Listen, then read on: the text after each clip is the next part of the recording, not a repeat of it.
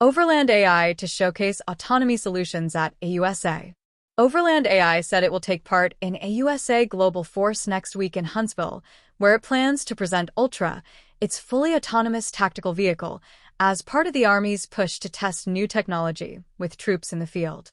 The company tied Ultra directly to the Army's transformation and contact effort, which is built around putting new systems into realistic conditions earlier rather than leaving them inside long development cycles. For companies working on unmanned ground systems, that matters because the Army wants tools that can work with soldiers in real terrain, not just in controlled demonstrations. Overland AI said, as the Army advances transformation and contact, new capabilities must be tested and refined alongside soldiers in the field. It added, Ultra, Overland AI's fully autonomous tactical vehicle, is helping deliver mission autonomy in those environments. Ultra is the centerpiece of the company's message for Huntsville. Overland AI describes it as a fully autonomous tactical vehicle, placing it in the growing field of unmanned ground systems designed to move through difficult terrain with little or no direct driving input from a human operator. That matters because autonomy on the ground is still a harder problem than many defense presentations make it sound.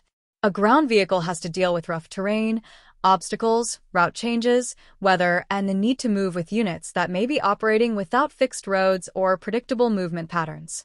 In that setting, autonomy is less about a vehicle simply driving itself and more about whether it can keep working in the same messy conditions troops face. The company's wording keeps the focus on field use. It is not presenting Ultra as a concept for the distant future, and it is not framing the vehicle around exhibition language alone. The message is centered on testing, refinement, and use alongside soldiers, which fits the Army's current interest in getting systems into operational environments earlier. That approach is important for unmanned ground vehicles because many systems look promising in early demos but face a much harder test once they are placed in real units. Terrain, timing, payload demands, and changing routes can expose weaknesses very quickly. A vehicle that works only under carefully managed conditions is far less useful than one that can stay effective while formations move and missions change.